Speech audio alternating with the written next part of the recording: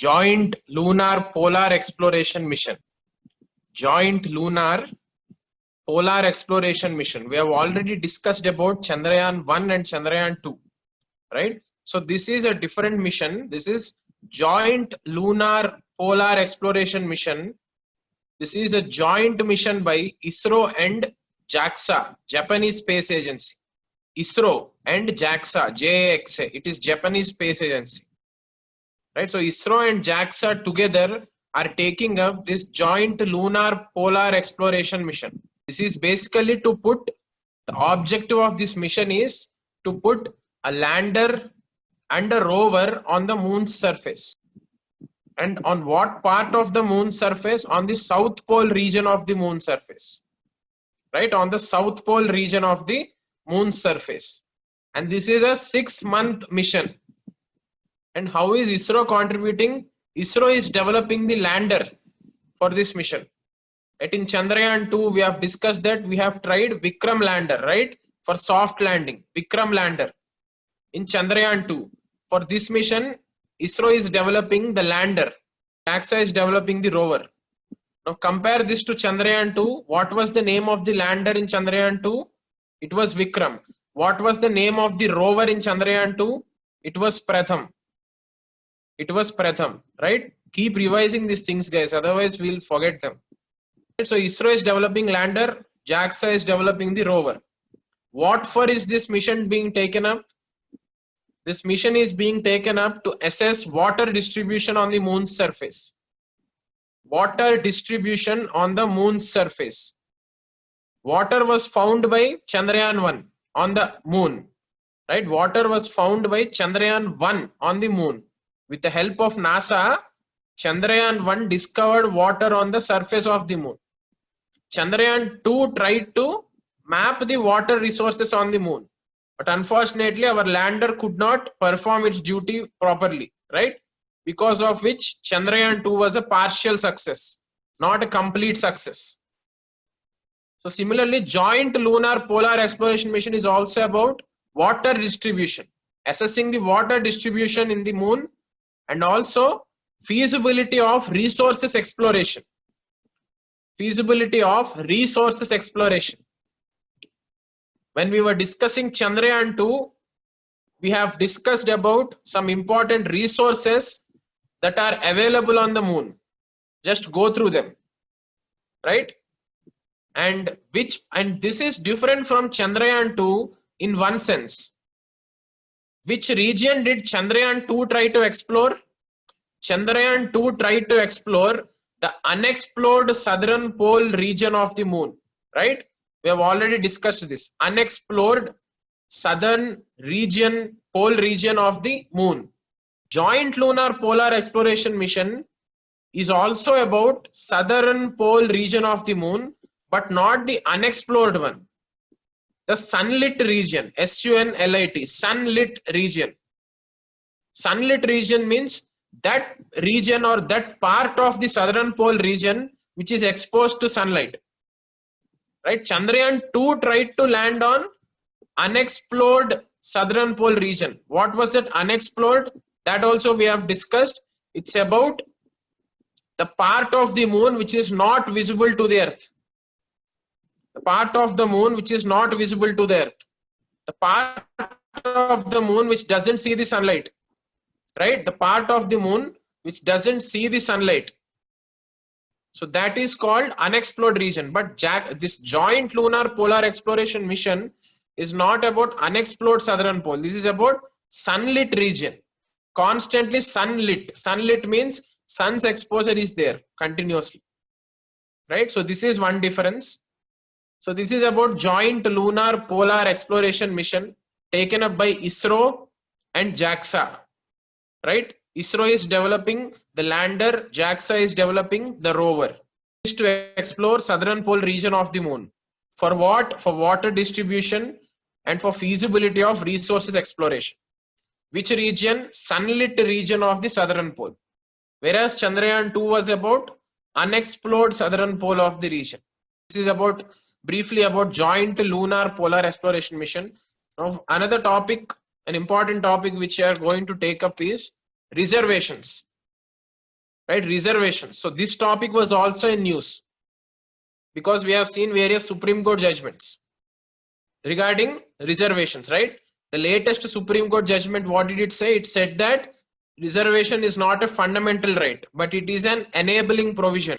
It is an enabling provision. Depending on the circumstances, the state has discretion whether to apply reservations or not. So this was the recent judgment.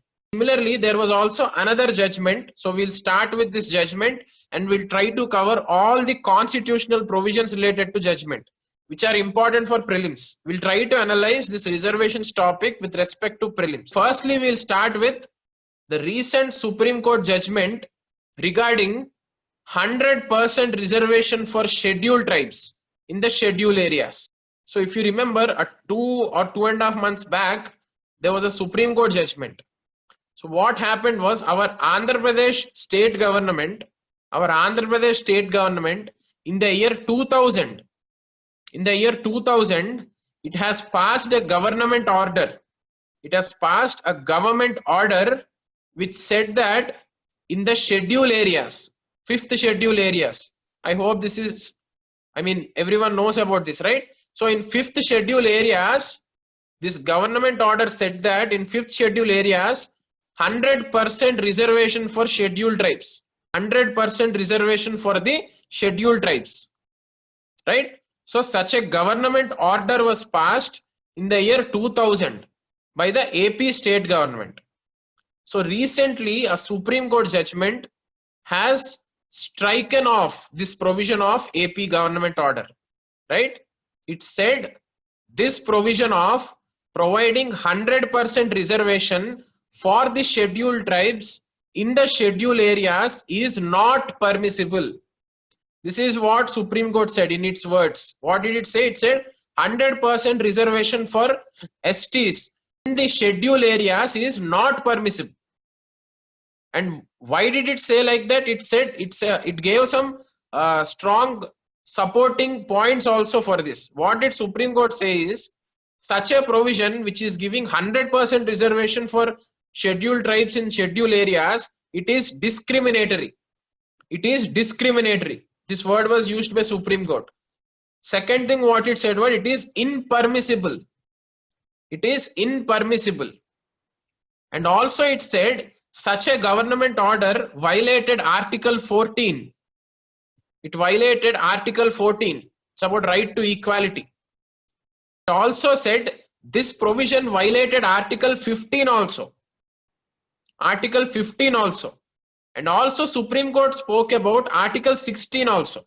So Article 14, 15, 16, these three were cited by Supreme Court when it was striking off this 100% reservation rule for the scheduled tribes, right? So this is about the judgment and the government order, right? We need to have a brief knowledge about them. Now, with respect to prelims, we have to know what are these 5th schedule areas, what are these 6th schedule areas, what are different constitutional provisions about reservations, what are the different articles related to reservations, and what are the different important Supreme Court judgments about reservations, right? Because name of the judgment, name of all the judgments which are related to reservations, and constitutional amendments that were made related to reservations, including the recent 103rd Constitutional Amendment Act for economically weaker section 10% reservations. All this we will try to cover.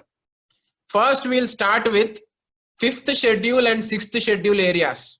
This 5th schedule, 6th schedule areas not only in news because of the Supreme Court judgment, but also 6th schedule areas was in the news because of Citizenship Amendment Bill also. In Citizenship Amendment Bill, this 6th schedule areas are given exemption. We have already discussed Citizenship Amendment Act, just revise it.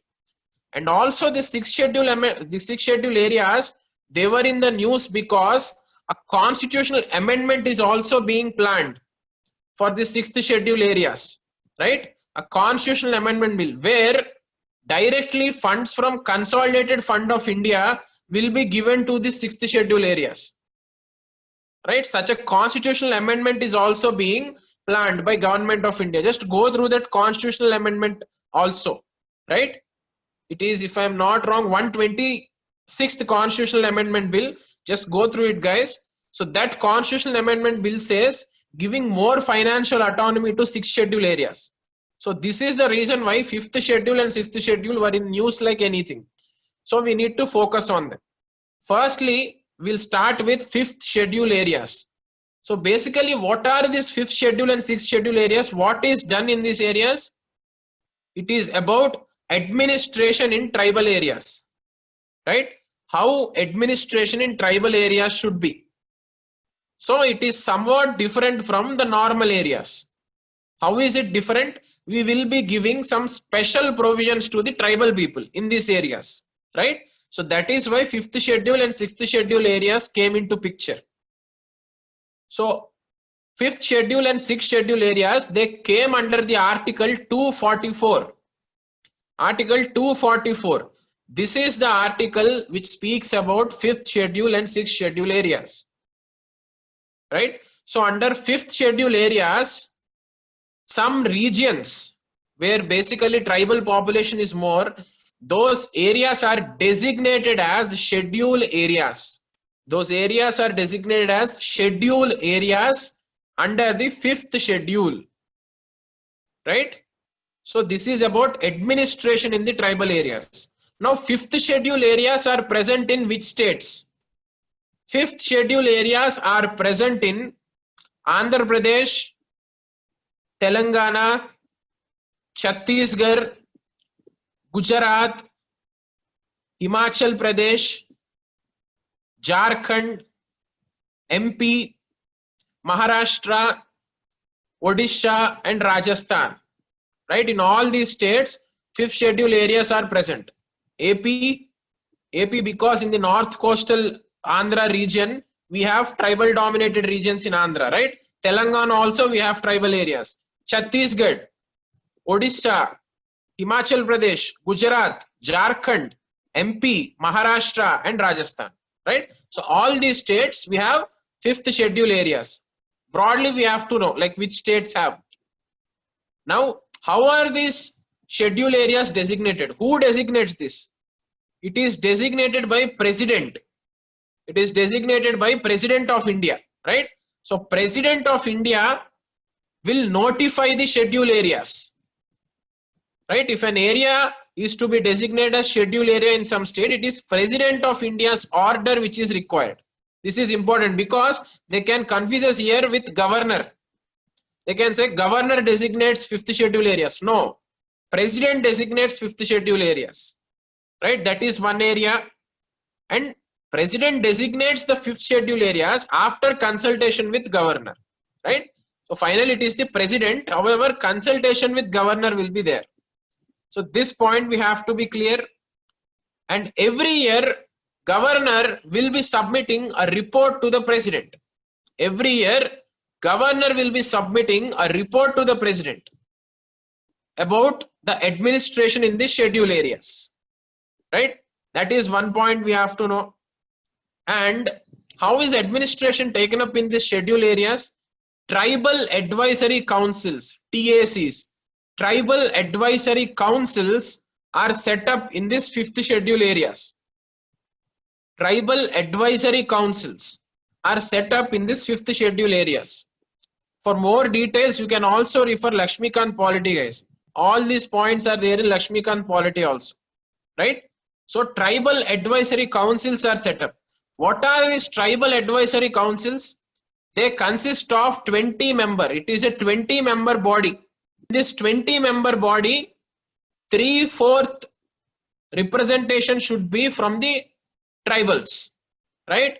3/4 representation should be from the tribals in this 20-member body. What is this tribal advisory council? This basically tries to make plans for the development of tribal regions, right? So this is about tribal advisory council. And another important rule in the tribal areas is if parliament or any state makes a law for a particular state or India, that law may not be applicable to schedule areas, right? So that will be decided by the governor.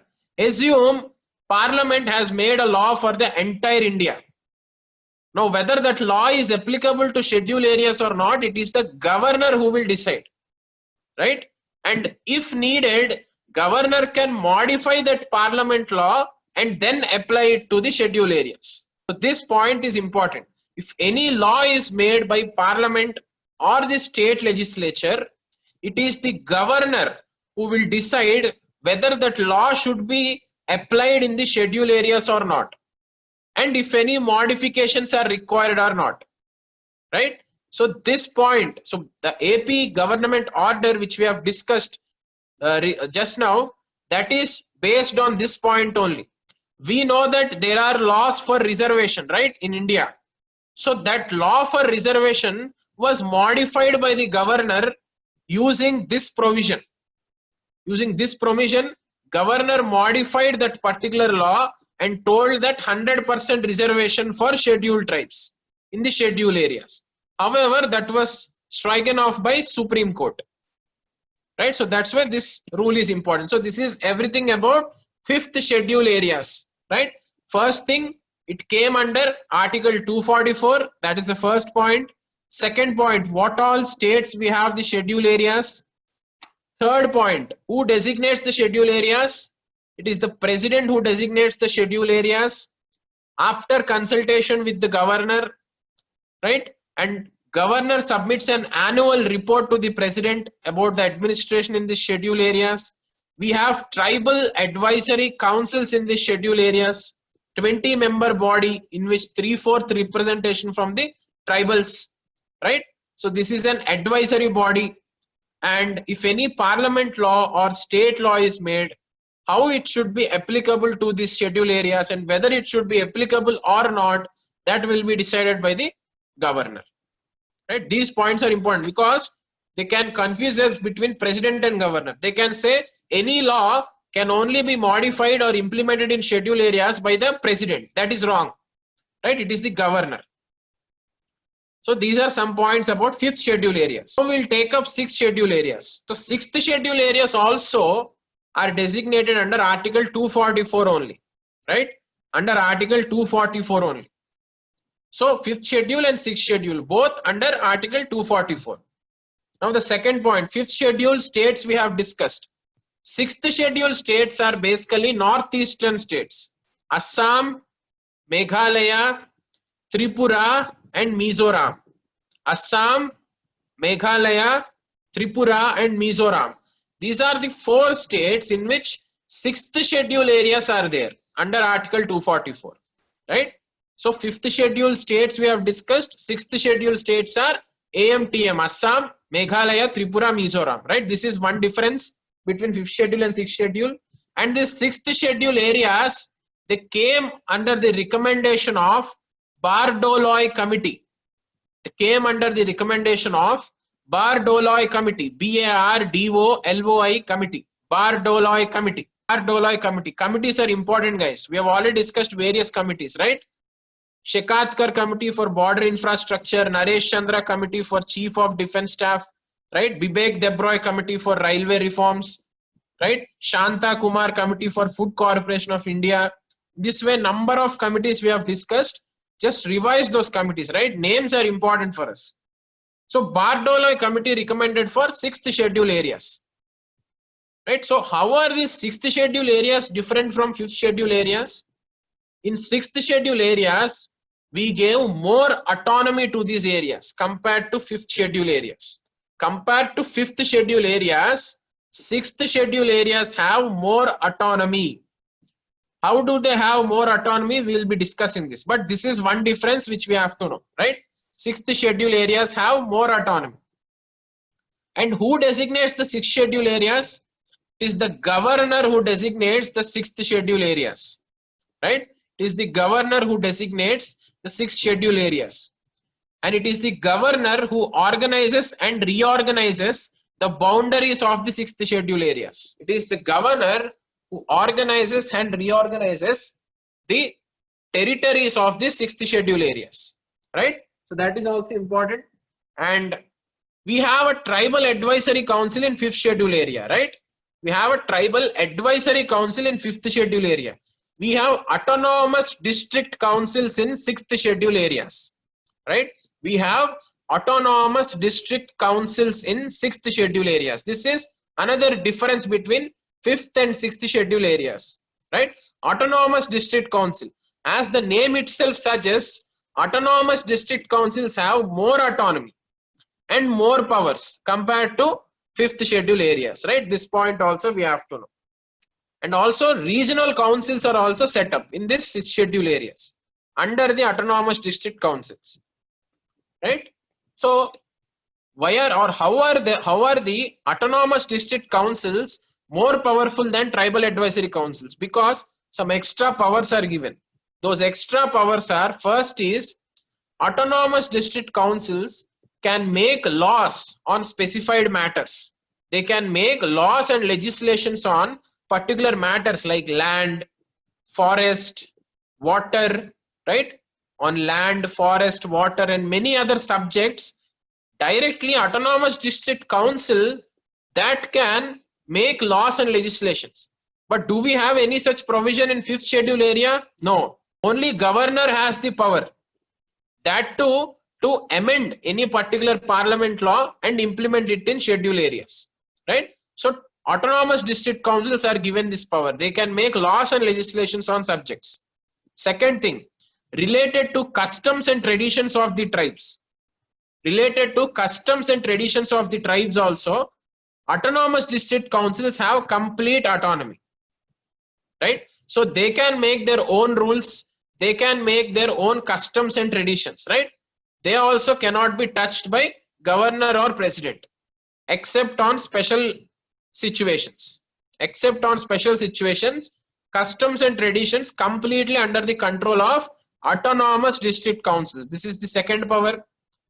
However, one small thing here which we have to be careful is, autonomous district councils are given the power to make laws and legislations. However, governor is the final body who has to give assent to those laws and legislations. Governor is the body who has to give the assent, right? This point we have to know. And these autonomous district councils can even set up courts, village courts. They can even set up village courts. So that power was also given. That means they can set up their own courts. Apart from the judiciary system which we have, the district courts, high court and the Supreme Court, outside of this, the autonomous district council they themselves can make this village courts. That power is also there. And appeal to these village courts, is it there for high court or not? That will be decided by the governor, right? That will be decided by the governor, right? So that point we have to know. And even these autonomous district councils can even collect land revenue. They can even collect land revenue. They can even impose taxes on various subjects, and they can even construct public infrastructure like schools, right? Healthcare systems, etc. So these many powers were given. These many powers were given to autonomous district councils in 6th schedule areas, which were not given to 5th schedule area. 5th schedule area only we have tribal advisory council. They only give recommendations, right? It's an advisory council, not an executive body like autonomous district council, right? So this is completely about 5th schedule and 6th schedule areas, guys. And also go through the recent constitutional amendment bill that was in the news related to 6th schedule area, and also Citizenship Amendment Act. 6th schedule areas were given exemption, right? That rule also we have to be careful, right? So this is everything about 5th schedule and 6th schedule areas. So now we'll try to take up the articles and judgments related to reservations, right? The articles and judgments related to reservations. First one is Article 15(4).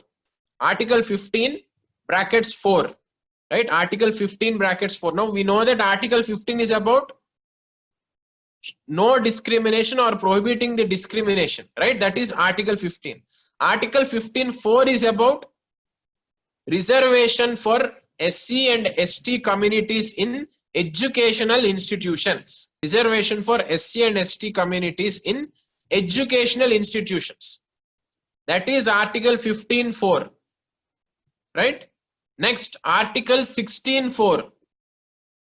Article 16.4. Article 16.4 is about reservation for SC and ST in public employment. Reservation for SC and ST in public employment. What is Article 16? Prohibition of discrimination in public employment, right? Equality of opportunity in public employment. That is Article 16. Article 16.4 is reservation for SC and ST communities in public employment, right? This is Article 16.4. Next article is Article 46. Article 46. So this is basically a DPSP. Article 46 is a DPSP, Directive Principles of State Policy. Now, how is Article 46 related to reservation? It's related to reservation because this article says or talks about protecting the educational and economic interests of weaker communities, right? Article 46 talks about protecting the educational and economic interests of weaker sections. This Article 46 is the basis for reservations. Under this Article 46 only, either it is for SC or for ST or for OBC or for EWS, for all these communities, reservations are being given based on the philosophy of Article 46, right? This is also known as Gandhian DPSP. This is also known as Gandhian DPSP. So this article says protecting the educational and economic interests of weaker communities. So that's why reservations were brought in Article 15 and 16, right? So this article we have to know. Next is Article 243D. 243D. This is about reservations for SC and ST in panchayats. Reservation for SC and ST in panchayats, right? There also proportional to their population, reservation is given for SCs and STs, right? To the members of panchayat. Chairperson of the panchayat reservations is the discretion of that particular state legislature, right? This we have to know. In local bodies, we have reservations for women, we have reservation for SC, and we also have reservation for ST. For OBC, reservation is optional. For OBCs in local bodies, reservation will be decided by the state legislature, right? These are some minute differences where they can confuse us. In local bodies, we have reservation for SCs, for STs and women. OBC, it is optional and state legislature will decide. SC, STs also, for members of panchayat, we have reservations. For the chairperson posts of panchayats, reservations, how much should be given, that will be decided by state legislature. This point also we have to know. Article 243T, T for tiger, Article 243T. This is about reservation for SC, ST in municipalities, right? Reservation for SC, ST in municipalities, right? So local bodies, we have reservations. And Article 330, we have discussed this few days back. Article 330 is about reservation for SC and ST in Lok Sabha, right? Reservation for SC and ST in Lok Sabha. In Rajya Sabha, do we have reservation? No. We don't have reservation for SC, ST in Rajya Sabha, right? Only 12 members will be nominated in Rajya Sabha by president, right? Only that is there. Reservations are not there. Article 332. Article 332 also we have discussed. That is about reservations for SC, STs in state legislative assemblies. Reservation for SC, STs in state legislative assemblies, right? That is Article 332. Next is Article 335. Article 335. What does Article 335 say? Article 335 says reservation provisions should not affect administrative efficiency, right? Reservation provisions should not impact administrative efficiency. So Article 335 talks about administrative efficiency, right? This Article 335 administrative efficiency is in some sense basis for 50% ceiling on the reservations, right? This administrative efficiency. This is in some sense basis for 50% ceiling for the reservations, right? So this article we have to know. And EWS reservations, this was the latest one. Reservations, 10% reservations for economically weaker sections, right? 10% reservation. This was brought by 103rd Constitutional Amendment Act. 103rd Constitutional Amendment Act in the year 2018. Now, this reservations for economically weaker sections was brought by amending Article 15 and 16. By amending Article 15 and 16, right? New provisions were added in Article 15 and 16. What are those new provisions? They say economic backwardness can also be a criteria for giving reservations, right? So this will be taken up in a coming judgment called Indira Sahni, right? In that judgment, the particular judgment clearly says social backwardness should be the basis. And economic backwardness cannot be the only reason for giving reservations. But 103rd Constitutional Amendment Act has put provisions in Article 15 and 16 saying that economic backwardness alone can also be a criteria for giving reservations, right? So 103rd Constitutional Amendment Act basically amended Article 15 and Article 16.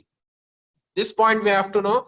And another important point is this economically weaker section reservations are only being implemented by central government for central government jobs, right?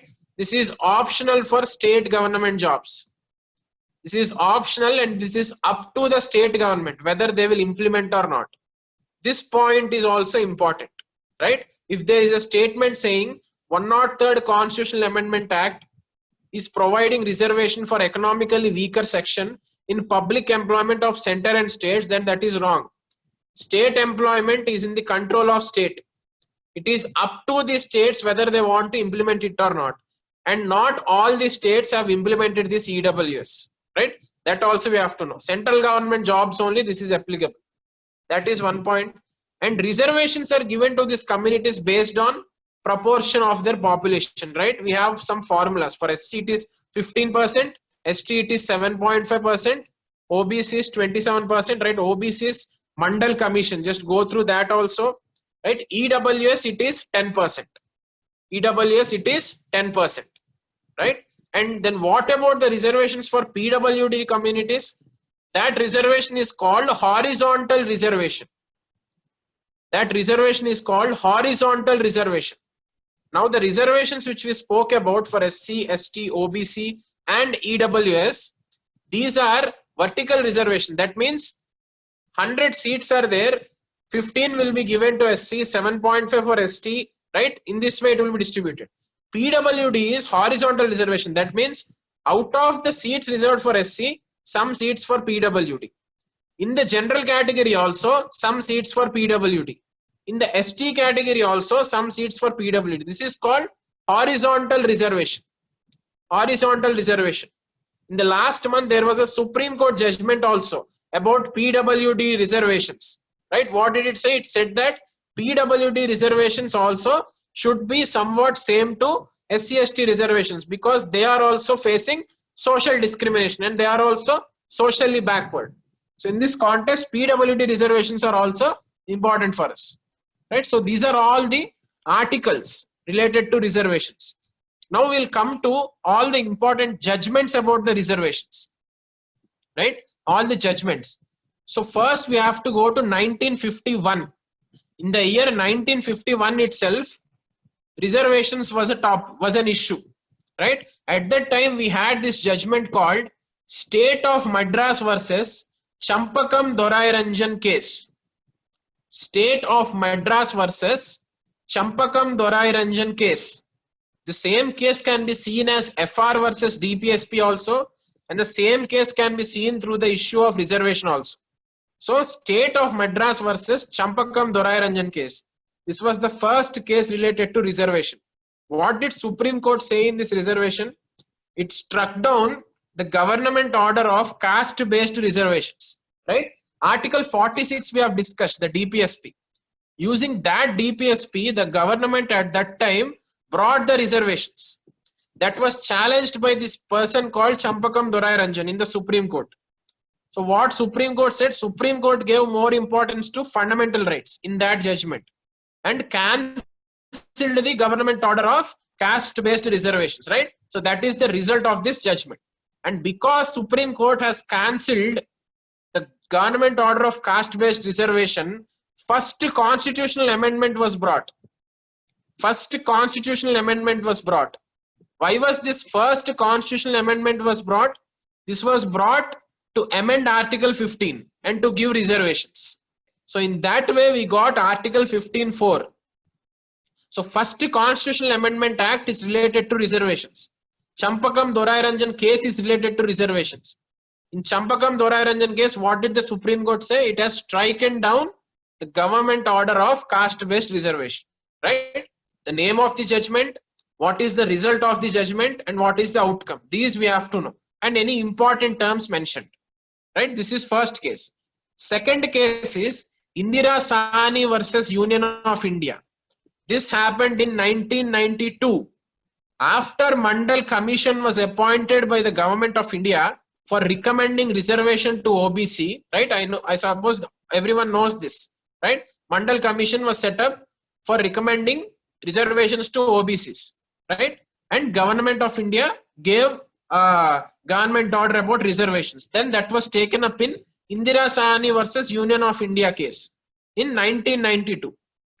Some important outcomes of this judgment are, in Indira Sahni case, the Supreme Court upheld the government's decision to provide 27% reservation, right?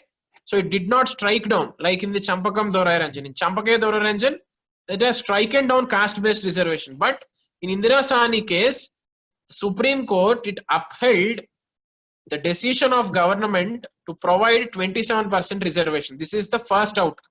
However, the Supreme Court brought in concept called creamy layer principle, right? Creamy layer principle. So this creamy layer concept evolved in this Indira Sahni versus Union of India case, right? What is that creamy layer? Just go and find it out, guys, if anyone doesn't know it, right? And third outcome is 50% ceiling on the reservations. 50% ceiling on the reservation. That means reservations given to all the communities should not exceed 50%. Assume there are 100 government posts. All the reserved seats should not exceed 50, right? Should not be more than 50. That is the 50% ceiling. That was also brought by Indira Sahni case. Indira Sahni case. And another important outcome is economic backwardness cannot be the only criteria, right? Social backwardness should be one of the criteria for giving the reservations. This was also told very clearly in Indira Sahni versus Union of India case, right? What was told? Economic backwardness cannot be the sole criteria. Social backwardness should be one of the criteria. So this is important. So this was also told in Indira Sahni versus Union of India, right? And also reservation for initial appointments and reservation for promotions. That issue also started after the Indira Sahni judgment only. So in this judgment, another important outcome was this judgment upheld reservations for initial appointments. But this judgment did not uphold reservation for promotions, right? It did not agree for reservation for promotions, right? There are two levels of promotions. One is for getting into a government job, reservation will be there. After getting into the government job, for promotions also reservation will be there as of now in India. So this Indira Sahni judgment in 1992, it said that reservations only for initial appointment and not for promotion. So these are the key outcomes in Indira Sahni versus Union of India, right? 27% reservation for OBCs was upheld, 50% ceiling was brought, creamy layer concept was brought, social backwardness should be the criteria, economic backwardness cannot be the only criteria, that was also brought, and reservations only for initial appointment, not for promotion. All these were said in Indira Sahni. These are the outcomes. And next comes the Nagaraj versus Union of India case. Nagaraj, M. Nagaraj versus Union of India case in 2006. What was said in this judgment? So this judgment is about reservations in promotions, right? So this judgment is about reservations in promotions. This judgment is not about reservations in initial appointment, right? Here we have to be careful. This judgment was about reservation in promotions. So here, what did Nagaraj versus Union of India, what did the Supreme Court say in this? Supreme Court said that it has accepted reservation in promotions, right? Indira Sahni, what did it say in that judgment, Supreme Court? It said that no reservations in promotions. But Nagaraj versus Union of India, the same Supreme Court, it said reservations in promotions are acceptable. However, 3 criteria were kept by the Supreme Court. 3 criteria. Only if those 3 criteria are satisfied, only if government proves those 3 criteria, only then reservation in promotions can be given. Those 3 criteria are: one is backwardness, second one is inadequate representation, and third one is administrative efficiency.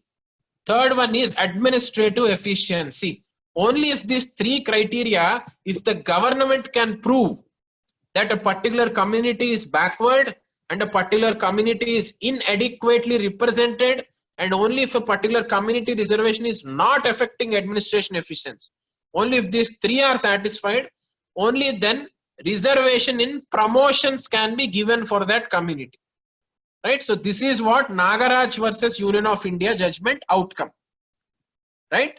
So these 3 criteria, it has upheld reservation in promotion, however on 3 criteria, right? And Nagaraj versus Union of India also told to extend creamy layer to SC and STs also. This is the second provision, to extend creamy layer to SCs and STs. So these are the 2 outcomes of Nagaraj versus Union of India. And next comes Jarnail Singh versus Lakshmi Narayan Gupta. Jarnail Singh versus Lakshmi Narayan Gupta, 2018 case this is, right? So in number of possible ways questions can be asked. Directly a question can be Jarnail Singh versus Lakshmi Narayan Gupta case related to, or match the following can be there, where on one side they'll give Indira Sahni, Nagaraj and Jarnail Singh, on the other hand 3 outcomes, right? In any way they can ask us, right? So that's why we need to be careful. So Jarnail Singh versus Lakshmi Narayan Gupta, this case said that this case also agreed for reservation in promotion. However, it said 3 criteria are not required, 2 criteria are enough, right? So government need not prove the backwardness of SC and ST, right? The Supreme Court said that government need not prove the backwardness. We already know that SC and ST are socially backward. So only 2 criteria. Supreme Court in Jarnail Singh said no need of proving backwardness. Prove administrative efficiency and inadequate representation. That is enough, right? That was one outcome. And second outcome is, again this judgment also, Supreme Court asked the government to think about extending creamy layer to SCs and STs, right? Extending the creamy layer to SCs and STs. This is about Jarnail Singh versus Lakshmi Narayan Gupta, 2018 case. And another judgment in 2018 was related to Karnataka Reservations Act. That was about BK Pavitra versus Union of India. BK Pavitra versus Union of India. So in 2018, Karnataka brought an act related to reservations and consequential seniority.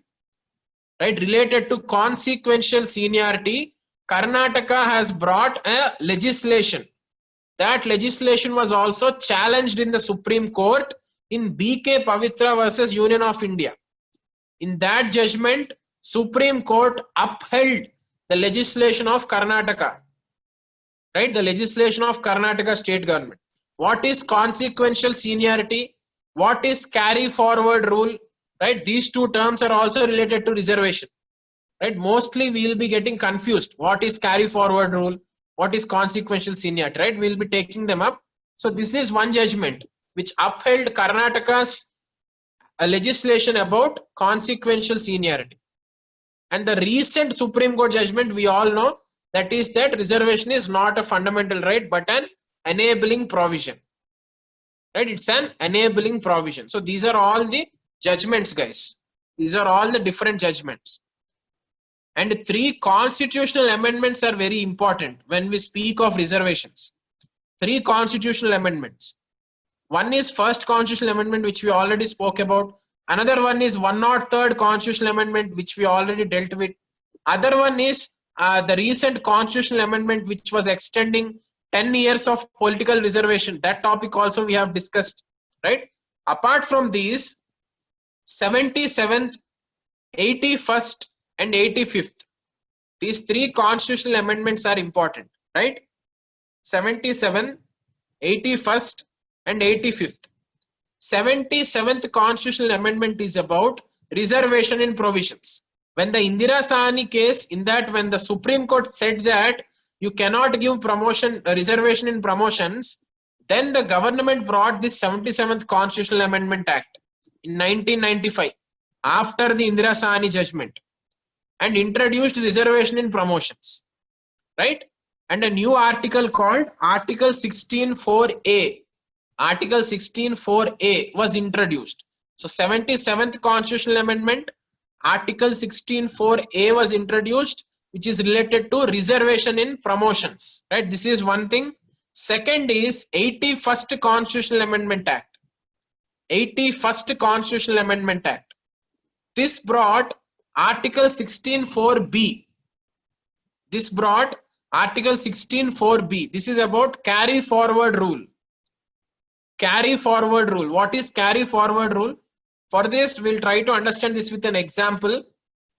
Assume this year 100 government posts are created, out of which 15 are for SC.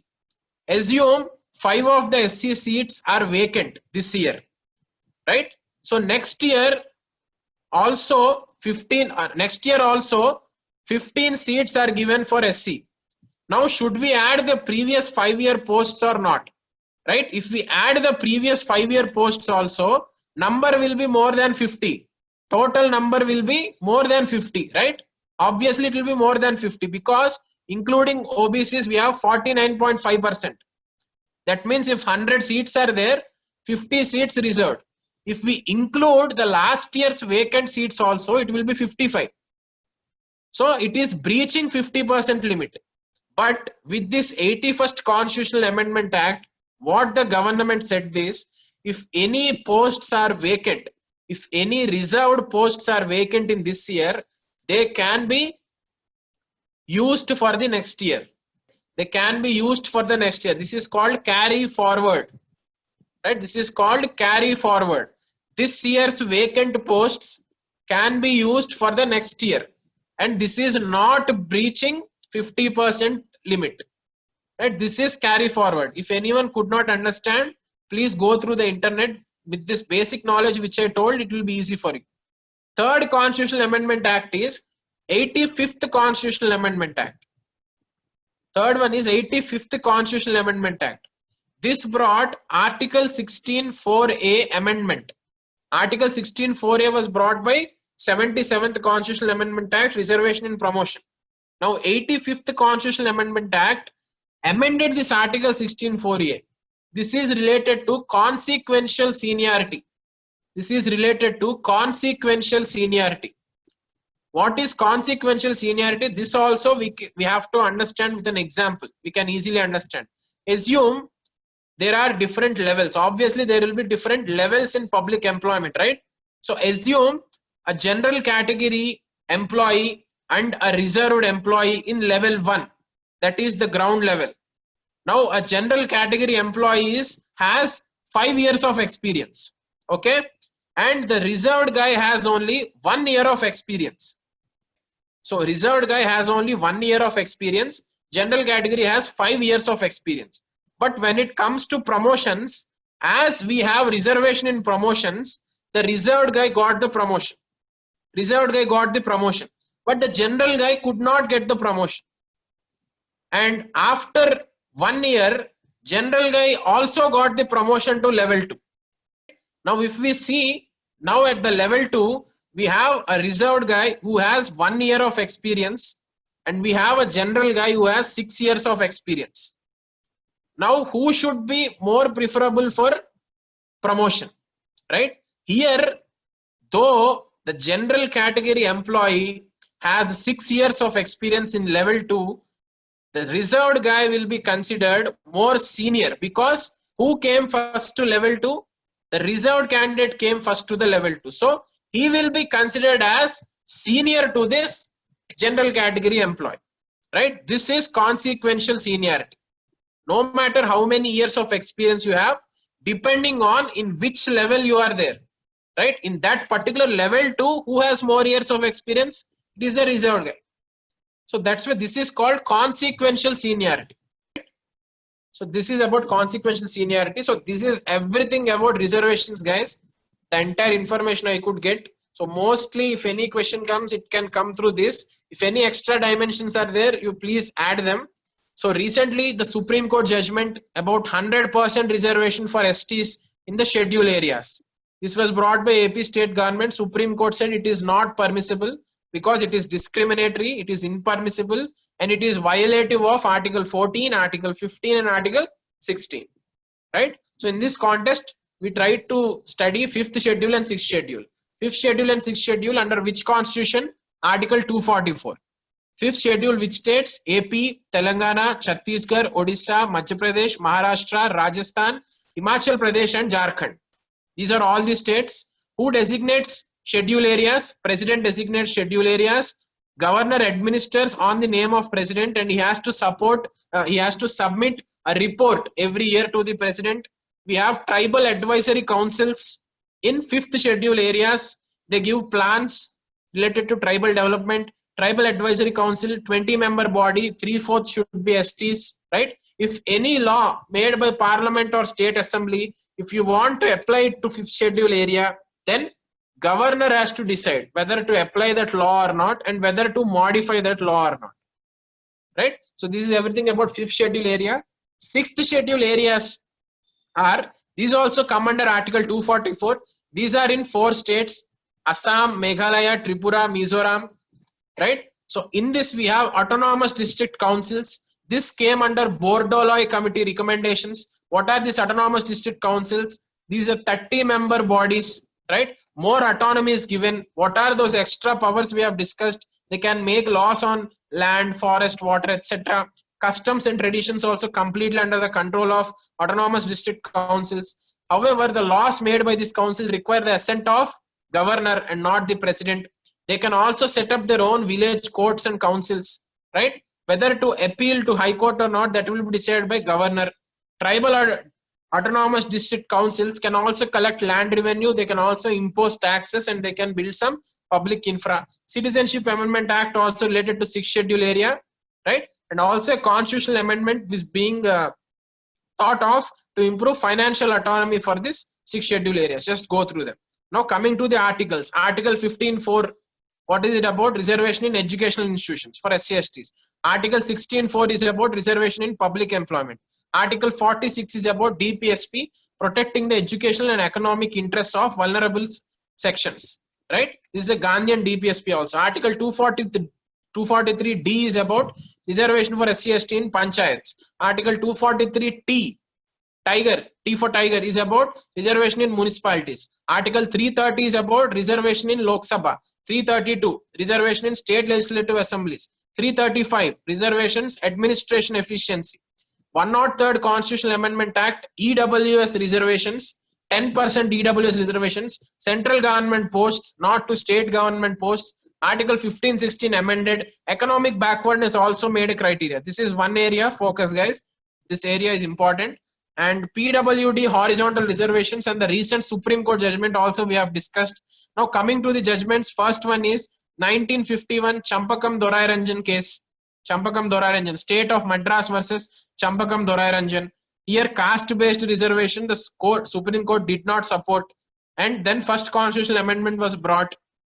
This is about that case. Second is Indira Sahni versus Union of India case. This case spoke about supporting 27% reservation for OBCs, creamy layer concept, 50% ceiling, reservations in initial appointment, not for promotion, and economic backwardness cannot be the sole criteria. Social backwardness should be one of the criteria. This is Indira Sahni judgment. Next comes Nagaraj judgment. This is about reservation in promotions, right? It upheld reservation in promotions. 3 criteria were kept: administrative efficiency, backwardness, and inadequate representation. Also asked the government to think about creamy layer for SC/ST communities also. Next comes the Charnail Singh versus Lakshmi Narayan Gupta judgment 2018. In this it said no need to prove the backwardness of SC and STs, right? They are socially backward. So only 2 criteria: administrative efficiency and inadequate representation. This judgment also asked the government to have a relook about creamy layer to SCs and STs, right? And next judgment is about BK Pavitra versus Union of India. Karnataka has made a legislation about consequential seniority, right? About that, the Supreme Court has upheld the consequential seniority. And the recent Supreme Court judgment where it said reservation is not a fundamental right, however, it is an enabling provision. 77th Constitutional Amendment Act, Article 16(4)(a), reservation in promotions. 81st Constitutional Amendment Act, Article 16(4)(b), carry forward rule. 85th Constitutional Amendment Act, Article 16(4)(a), consequential seniority, right? This is the entire information, all possible dimensions information about reservation, guys.